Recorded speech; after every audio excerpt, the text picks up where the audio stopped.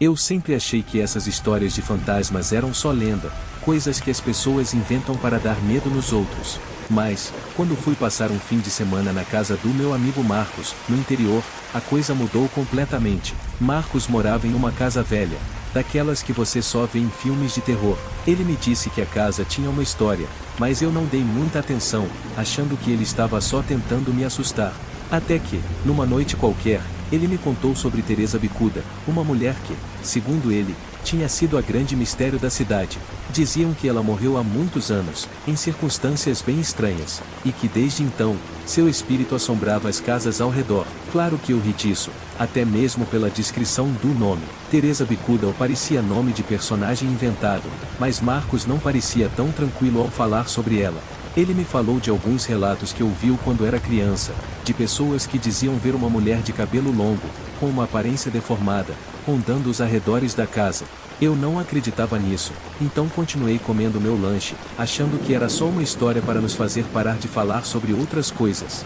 Mas, quando a noite chegou, algo começou a me incomodar. O clima na casa estava pesado, e eu comecei a reparar em detalhes que nunca tinha notado antes. As paredes da casa, com pintura descascada, pareciam emitir sons, como se estivessem se movendo. As portas rangiam a cada leve movimento, como se estivessem com alguma coisa pressionando de dentro. Marcos não parecia nem um pouco incomodado, mas eu já não me sentia tão à vontade. Decidi ignorar isso e fui dormir. Só que, no meio da noite, algo me acordou. Eu estava em um sono pesado, quando ouvi um som baixo vindo do corredor. Não era exatamente um barulho, era mais como um sussurro, algo difícil de identificar. Fiquei na cama, imóvel, tentando entender o que era aquilo. Mas o som continuava, e quanto mais eu ouvia, mais parecia que a casa estava viva, com algo se movendo ali dentro.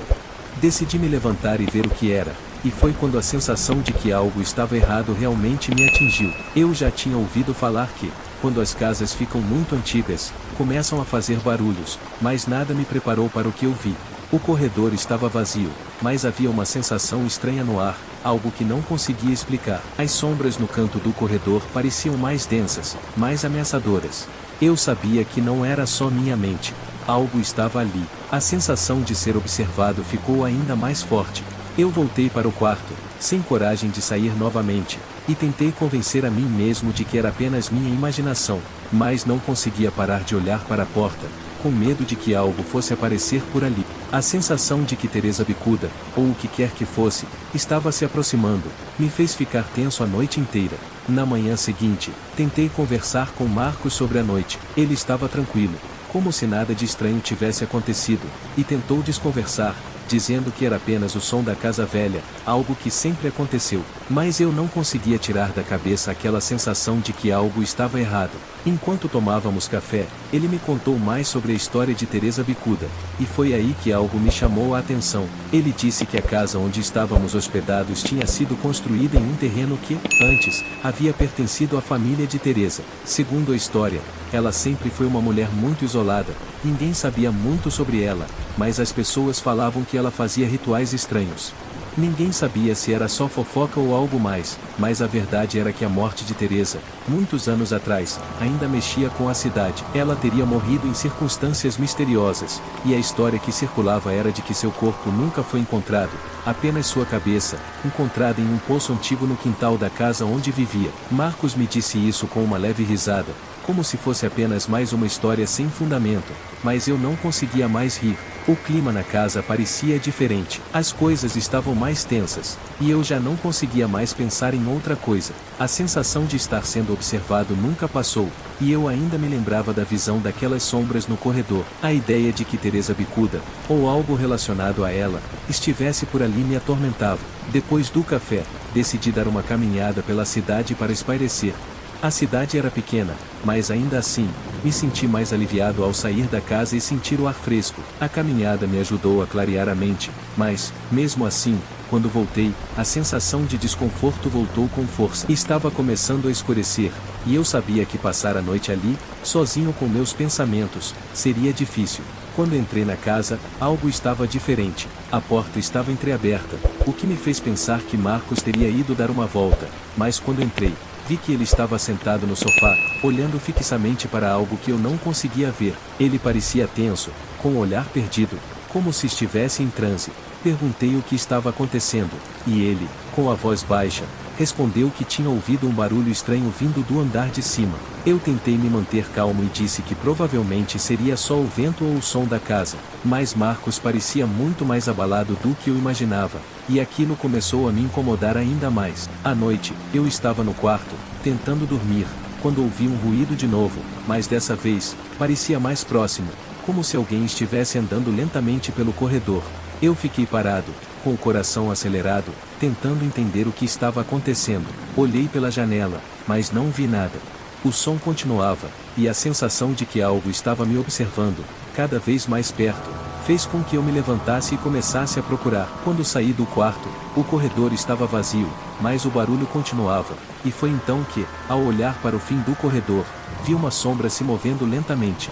Eu tentei ignorar, mas meu corpo não obedecia. A sensação de pânico me dominou, e, mesmo sabendo que não deveria, comecei a caminhar em direção àquela sombra. Cada passo parecia mais difícil, mais pesado, como se o ar ao meu redor estivesse se tornando mais espesso. Quando finalmente cheguei ao final do corredor, vi algo que jamais vou esquecer: uma figura encapuzada, com os cabelos longos, sujos e molhados, se virando lentamente para me encarar. O rosto dela estava deformado, e o olhar vazio me fez parar, completamente paralisado. O silêncio tomou conta da casa, e a figura não se moveu. O ar ficou denso, pesado, e eu não conseguia parar de olhar para a figura à minha frente. Meu corpo estava rígido, como se uma força invisível me impedisse de me mover. Eu queria gritar, mas minha garganta parecia seca, minha voz não saía. A figura ficou ali, parada, sem expressar emoção, como se não fosse humana. O mais assustador era a sensação de que ela estava me estudando, como se estivesse esperando algo. Durante alguns segundos, que pareceram horas, eu tentei racionalizar o que estava acontecendo, mas não conseguia. A casa estava vazia, ou pelo menos eu pensava que estivesse. Olhei para os lados, esperando ver Marcos, mas ele não estava em lugar nenhum. A figura começou a se mover lentamente em minha direção, e a sensação de pavor tomou conta de mim. Eu sabia que precisava fazer algo, mas a sensação de estar completamente impotente me paralisava. Quando a figura chegou bem perto, consegui finalmente reagir, dando um passo para trás, mas ela fez o mesmo, como se estivesse imitando meus movimentos. Meu coração estava disparado, e uma dor aguda começou a invadir meu peito, como se o ar estivesse me faltando. De repente, eu ouvi a voz de Marcos chamando meu nome de longe. Lucas, onde você está? A voz dele parecia distante, mas ao mesmo tempo, estava bem clara. Eu gritei, mas nada saiu da minha boca. O olhar da figura se intensificou, como se estivesse se alimentando do meu medo. Eu estava em um estado de choque, não conseguia entender o que estava acontecendo, mas sabia que precisava sair dali. A figura parecia se divertir com o meu desespero, e, em um movimento brusco, ela estendeu a mão na minha direção. Foi quando a luz do corredor piscou e, de repente, apagou completamente. O frio tomou conta do ambiente, e eu, sem pensar, corri de volta para o meu quarto. Tranquei a porta, tentando controlar a respiração, mas meu coração ainda batia forte. Sentei-me na cama, tentando entender o que estava acontecendo, mas não havia explicação. Eu sabia que tinha que sair dali, mas algo me impedia. Algo estava me prendendo naquele lugar. A noite parecia interminável. Marcos apareceu no corredor pouco depois, preocupado, mas ele parecia alheio ao que tinha acontecido. Perguntei se ele tinha ouvido ou visto alguma coisa, mas ele negou, dizendo que estava dormindo. Eu não sabia se ele estava tentando me tranquilizar ou se realmente não sabia o que estava acontecendo. A sensação de que algo me observava nunca desapareceu. Durante o resto da noite, eu não consegui dormir, e a ideia de sair dali parecia cada vez mais urgente. No entanto, não foi até o amanhecer que percebi algo estranho. A casa estava em total silêncio. Nenhum som, nenhum movimento. Tudo parecia morto, como se o próprio tempo tivesse parado. No dia seguinte, decidi tentar entender mais sobre Teresa Bicuda. Fui até o centro da cidade, conversei com algumas pessoas mais velhas, e finalmente, uma senhora me contou mais detalhes sobre a história. Ela disse que Teresa havia sido uma mulher muito solitária e que sua morte nunca foi completamente esclarecida. O que todos sabiam era que ela havia sido acusada de bruxaria, e muitos acreditavam que ela havia feito um pacto com forças sobrenaturais. A senhora também me contou que alguns moradores afirmavam ter visto Teresa, ou algo que parecia sonharia com ela, vagando pela casa após sua morte, principalmente durante as noites mais escuras. A história de que ela nunca tinha sido enterrada corretamente, com sua cabeça separada do corpo, parecia dar força à ideia de que a alma dela ainda estava presa em algum lugar. Ao ouvir isso, uma sensação ainda mais forte de pânico tomou conta de mim.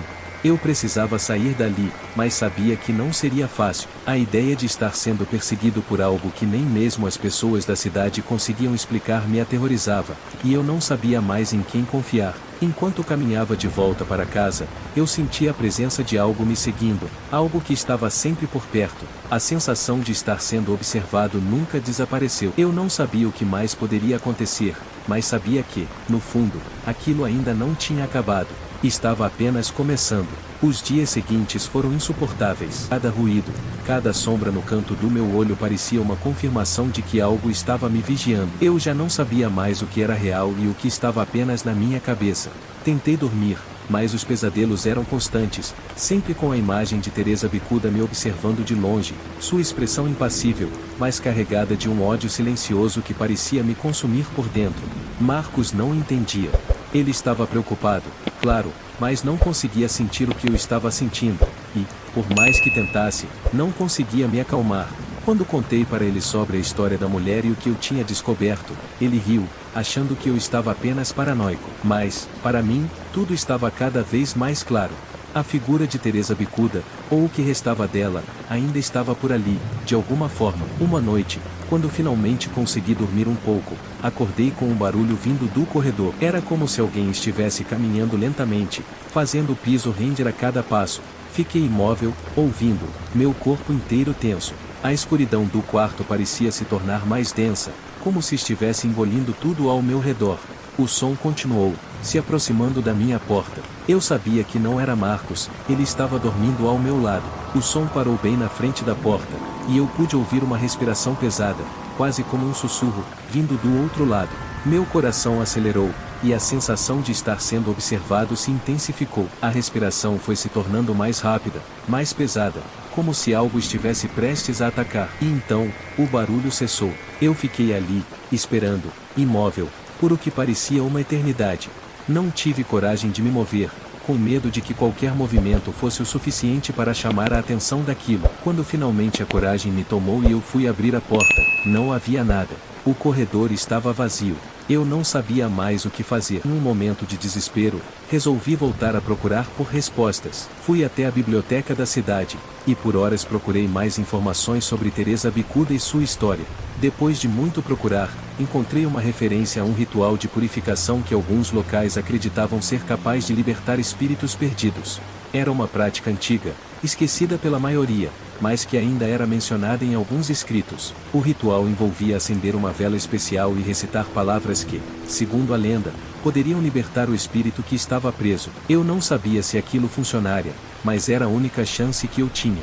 Voltei para casa naquela noite, decidido a tentar o ritual, mesmo que parecesse loucura. A casa estava estranhamente silenciosa, mas a sensação de presença era mais forte do que nunca.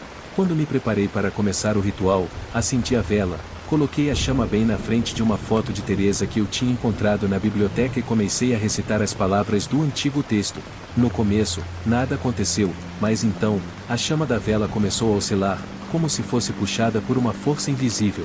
O ar ficou denso, como se algo estivesse se movendo ao redor de mim. O calor da vela parecia se intensificar, e eu sentia um arrepio percorrendo minha espinha. Foi então que ouvi uma risada baixa e sinistra, ecoando pelo corredor. Olhei para trás, mas não vi nada. Mas a risada foi ficando mais alta, mais próxima, e eu soube que estava fazendo a coisa certa.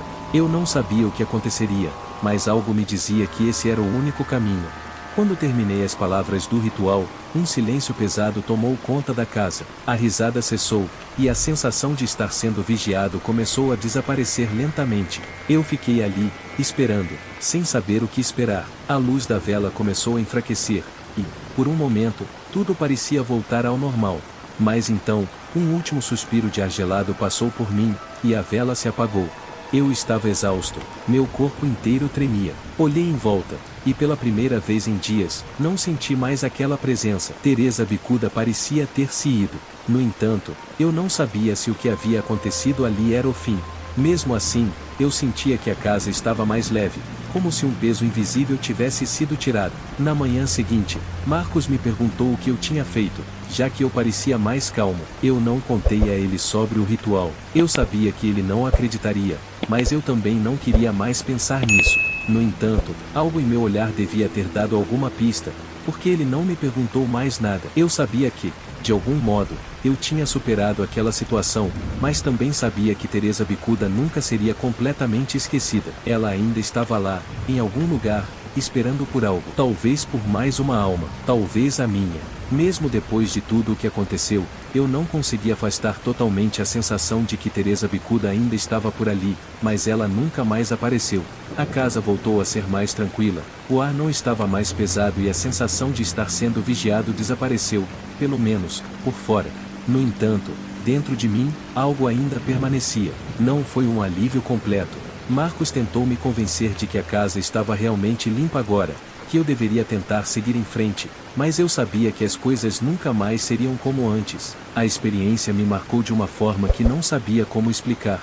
Comecei a me distanciar das pessoas, inclusive de Marcos, porque ninguém, nem mesmo ele, poderia entender o que realmente tinha acontecido ali.